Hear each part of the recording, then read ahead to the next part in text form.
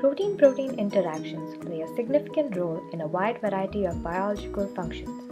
The majority of protein-protein interactions and their biological effects have yet to be identified. A pull-down assay is a good way to identify these interactions.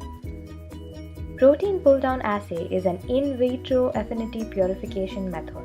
By in vitro, we mean that it is done in a test tube as compared to in vivo, which means it is done on the organism. Affinity purification is a method that is used to purify proteins from other materials.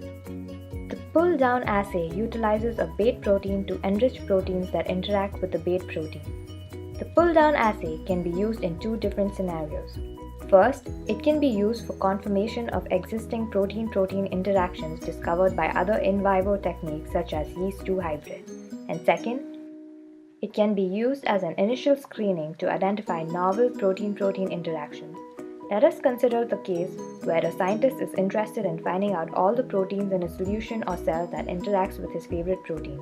He would first identify the protein of interest, also called as bait, tag and isolate it. Then, he would bind this protein to a resin.